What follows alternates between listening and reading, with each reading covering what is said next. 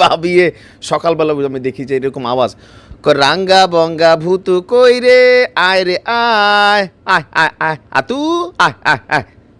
ওকে, কী ব্যাপার ভাবি, রাঙ্গা বঙ্গা ভূতু মানে তারা কে?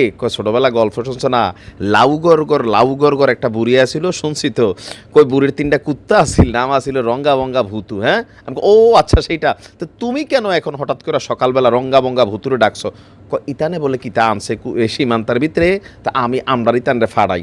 হ্যাঁ, এডি আবার বড় খেলোয়াড়, খেলবে এমন মাইনকার চিপায় গত 53 বছরে ভারত পড়েনি, আর এমন বাংলাদেশ দেখেনি। আমি অন্তত একটা জিনিসে খুবই স্যাটিসফাইড, যে যেভাবেই নেন, ওপার বাংলা থেকে তোমরা এপার বাংলায় ঢুকবা, কাশিমাসি নিয়ে এসে গাছের ঠাইল কাটবা, হ্যান্ড গ্রেনেড মারবা, আর মনে করবা বাঙালি আমরা দৌড়াইয়া সরিষা খেত দিয়া বাড়িতে যেয়ে নাকে তেল দিয়ে ঘুমাবো। নো, বাংলাদেশ দেখাইছে কিভাবে প্রতিবাদ করতে হয়, দেখাইছে সো-কল্ড দেশপ্রেমিক রাজনীতিবিদদের, যারা ঢাকা শহরে মঞ্চের মধ্যে দাঁড়াইয়া ওই ভারতের গোষ্ঠী উদ্ধার করে, কিন্তু সীমান্তে যাওয়ার সময় তাদের সাথে ঝোলফিল করে।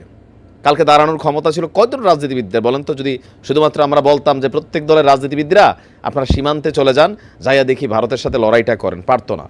যেভাবে কৃষক, শ্রমিক, মজুর, লাঠি, কাঁচি, যার যা আছে তা নিয়ে ঝাঁপাই পড়ছিল।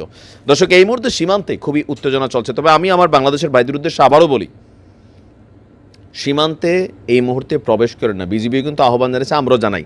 যাই হোক, এখন দেখেন গেলে কী কী ঝামেলা হবে।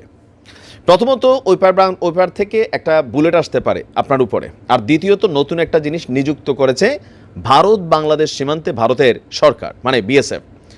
ভারত বাংলাদেশ সীমান্তের নজরদারির জন্য গতকালকের ঘটনার পর আমরা দেখছি অত্যাধুনিক প্রযুক্তির পাশাপাশি ব্যবহার করা হচ্ছে আপনার আজকে তারা নামাইছে প্রশিক্ষিত কুকুর।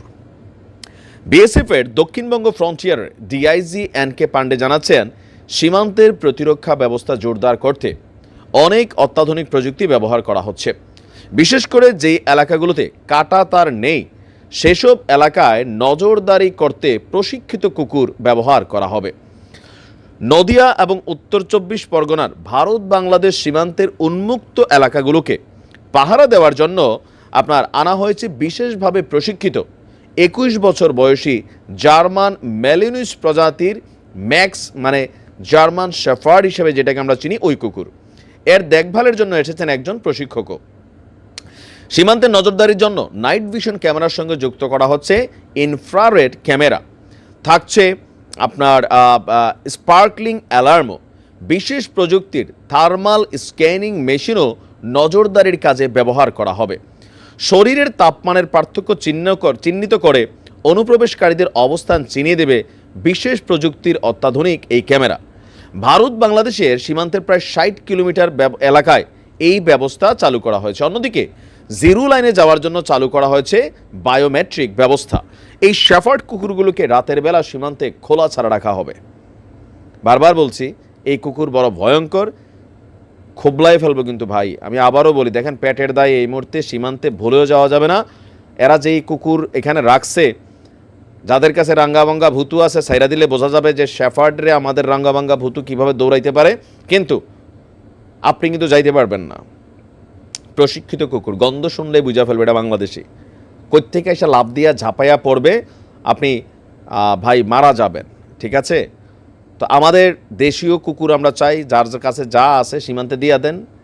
আমরাও দেখি শেফার্ড বনাম বাংলাদেশি কুকুর কেমন হয় নাকি।